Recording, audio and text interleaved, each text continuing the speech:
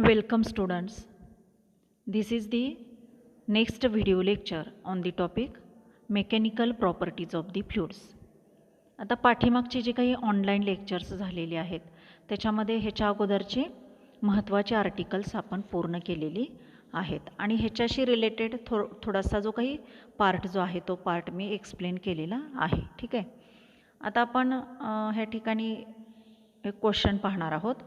Explain axis pressure across the free surface of a liquid. म्हणजे लिक्विडचा जो काही free surface असेल, फ्री सरफेस म्हणजे तुम्हाला माहीत आहे जो सरफेस हा एअरच्या कॉन्टॅक्टमध्ये असतो, अशा लिक्विडच्या सरफेसला फ्री सरफेस असं म्हटलं जातं. आता लिक्विड ज्यावेळेस तुम्ही एखाद्या भांड्यामध्ये ठेवणार आहात, ठीक आहे, ते भांड्यामध्ये लिक्विड ठेवल्यानंतर तो जो काही लिक्विडचा सरफेस जो असेल तो लिक्विडचा सरफेस हा वेगवेगळ्या प्रकारे शेप घेतो. म्हणजे सपोज मर्क्युरी असेल, मर्क्युरी आपण सपोज एखाद्या कंटेनरमध्ये जर ठेवलं तर लिक्विडचा जो काही फ्री सरफेस असणार आहे, म्हणजे त्या मर्क्युरीचा जो काही फ्री सरफेस असेल तो कसा असेल, कॉन्व्हेक्स असेल, कॉन्व्हेक्स शेप घेणार आहे. किंवा आपण एखादं केरोसिन बीकरमध्ये ठेवलं तर तो जो काही केरोसिनचा जो काही फ्री सरफेस आहे तो कसा असणार आहे, कॉन्केव असेल.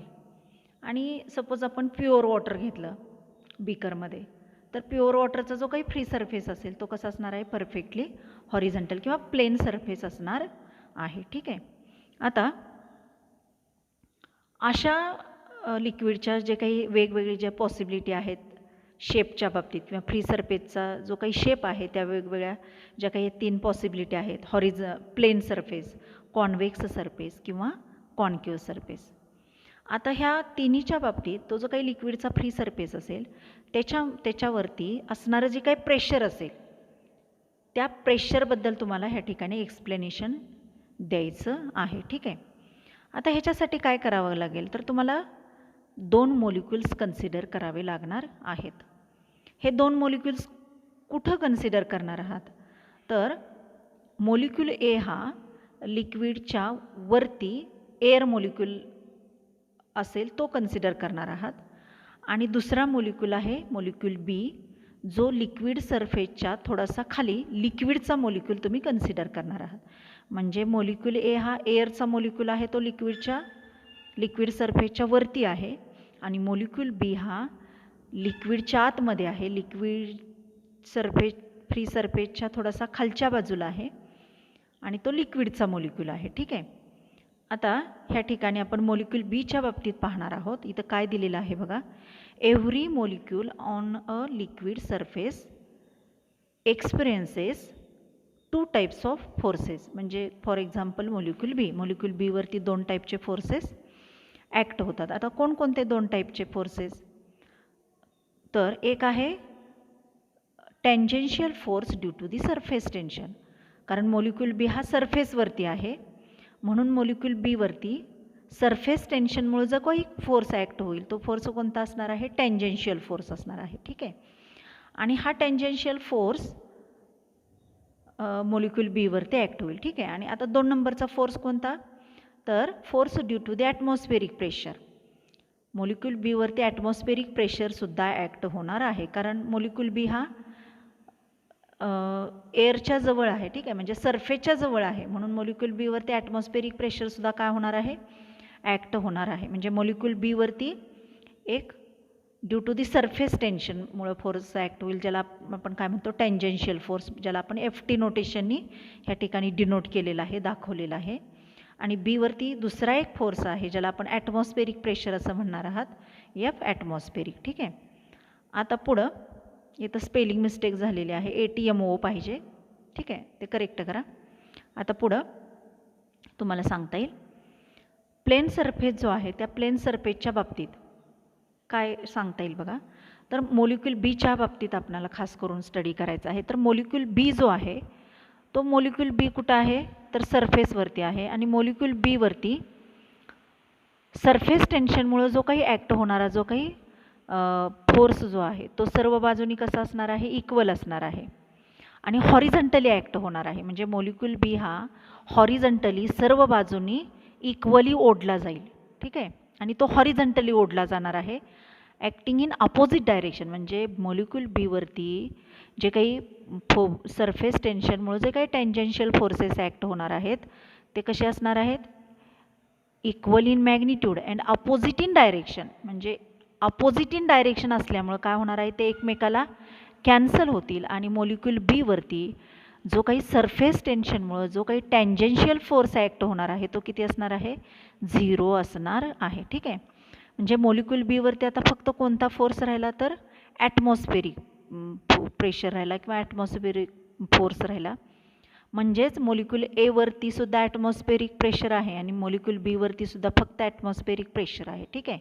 म्हणजे मॉलिक्यूल एवरचा प्रेशर आणि मॉलिक्यूल बीवरचा प्रेशर हा कसा झाला, सेम झाला, सारखाच झाला. त्यामुळे तो जो सरफेस आहे तो सरफेस कसा राहणार आहे, परफेक्टली प्लेन राहणार आहे, परफेक्टली हॉरिझॉन्टल राहणार आहे. कारण सरफेसच्या वरती असणारा प्रेशर आणि सरफेसच्या खालचा असणारा प्रेशर हा कसा आहे, सेम आहे. त्यामुळे तो जो सरफेस आहे लिक्विडचा तो कसा राहणार आहे, परफेक्टली प्लेन राहणार आहे. ठीक आहे. आता पुढं आपल्याला कॉन्व्हेक्स लिक्विडच्या बाबतीत पाहता येईल. आता लिक्विडचा सरफेस जर कॉन्व्हेक्स असेल तर अशा लिक्विडच्या बाबतीत त्या ठिकाणी असणारी जी काही प्रेशरची जी व्हॅल्यू असेल ती कशा प्रकारे असेल तुम्हाला ते स्टडी करायचं आहे. ठीक आहे. मॉलिक्यूल एवरती कोणता फोर्स ॲक्ट होणार आहे तर ॲटमॉस्फेरिक प्रेशर, हे तुम्हाला माहीत आहे. आता मॉलिक्यूल बीकडे जाता येईल तुम्हाला. कॉन्व्हेक्स सरफेसच्या बाबतीत तिथं डायग्राममध्ये दाखवल्याप्रमाणे मॉलिक्यूल बीवरती मॉलिक्यूल बीच्या ठिकाणचा लिक्विडचा जो सरफेस आहे तो कसा आहे, कॉन्व्हेक्स आहे. ठीक आहे. आणि कॉन्व्हेक्स सरफेस असल्यामुळं ज्या काही त्या ठिकाणी तुम्ही तो जो काही फोर्स ॲक्ट होणार आहे तो फोर्स हा नेहमी कसा ॲक्ट होतो तुम्हाला माहीत आहे, टेंजन्शियली. मग सरफेसला जर तुम्ही टँजंट काढली तर ती टँजंट कशी येणार आहे, तर ती टँजंट थोडीशी खालच्या बाजूला झुकणारी टँजंट येणार आहे. ठीक आहे. त्यामुळं FT उजव्या बाजूला आपण कॉन्व्हेक्स सरफेसला जर टँजंट काढली तर ती सुद्धा थोडीशी खालच्या बाजूला झुकणारी येणार आहे आणि डाव्या बाजूला जरी टँजंट काढली तरी ती सुद्धा खालच्या बाजूला झुकणारी येणार आहे. त्यामुळे मॉलिक्यूल बीवरती जो काही फोर्स ॲक्ट होईल तो कसा ॲक्ट होणार आहे, तर it acted in vertically downward direction. ठीक आहे. मग मॉलिक्यूल बीवरती 2 प्रकारचे फोर्स झाले. एक आहे ॲटमॉस्फेरिक प्रेशर प्लस दुसरा कोणता तर F tangential force due to the surface tension. म्हणजे मॉलिक्यूल बीवरती ॲटमॉस्फेरिक प्रेशर आहेच आणि दुसरा फोर्स कोणता असणार आहे तर force due to the surface tension. म्हणून मॉलिक्यूल बीवरती फोर्स हा जास्त असणार आहे दॅन मॉलिक्यूल ए. आता मॉलिक्यूल बी जो आहे तो बी कुठं आहे तर लिक्विडच्या कॉन्केव साईडला आहे. लिक्विडच्या कॉन्केव साईडवरती मॉलिक्यूल बी आहे आणि मॉलिक्यूल ए हा कुठं आहे तर कॉन्व्हेक्स साईडवरती आहे.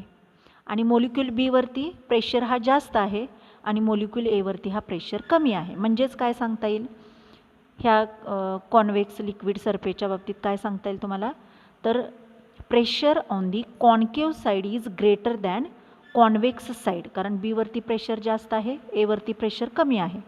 म्हणजेच काय pressure on the concave side is greater than pressure on convex side. ठीक आहे. आता पुढं जाता येईल तुम्हाला. लिक्विडचा जर सरफेस हा कॉन्केव असेल तर काय होईल. आता ह्या ठिकाणी तुम्हाला सांगता येईल लिक्विड मॉलिक्यूल एवरती कोणता फोर्स ॲक्ट होणार आहे तर एवरती ॲटमॉस्फेरिक प्रेशर असणार आहे. ठीक आहे. आणि बीच्या बाबतीत आता सरफेस कसा आहे लिक्विडचा तर कॉन्केव आहे आणि कॉन्केव साईडवरती जो काही सरफेस टेन्शनमुळे जो काही फोर्स ॲक्ट होणार आहे तो कसा असतो टँजेन्शियली ॲक्ट होतो. आणि त्या ठिकाणी जर तुम्ही कॉन्केव सरफेसला जर टँजंट काढली तर ही काय होणार आहे थोडीशी वरच्या बाजूला झुकणारी टँजंट असणार आहे किंवा त्यामुळे त्यांचा जो काही रिझल्टंट येणार आहे तो रिझल्टंट हा कसा येणार आहे व्हर्टिकली अपवर्ड येईल. म्हणजे मॉलिक्यूल बी वरती सरफेस टेन्शनमुळं जो काही टँजेन्शियल फोर्स ॲक्ट होईल तो फोर्स कसा असणार it acted in vertically upward direction. म्हणजे रिझल्टंट मॉलिक्यूल बीवरती जो काही फोर्स ॲक्ट होईल तो कसा किती येईल तर F atmospheric minus F tangential. बरोबर आहे. कारण ॲटमॉस्फेरिक प्रेशर हा मॉलिक्यूल बीवरती डाऊनवर्ड डायरेक्शनमध्ये असणार आहे आणि मॉलिक्यूल बीवरती जो काही tangential force due to surface tension असेल तो अपवर्ड डायरेक्शनमध्ये असेल. त्यामुळे मॉलिक्यूल बीवरती जो काही रिझल्टंट फोर्स येणार आहे तो काय येणार आहे, atmospheric pressure minus tangential force येणार आहे.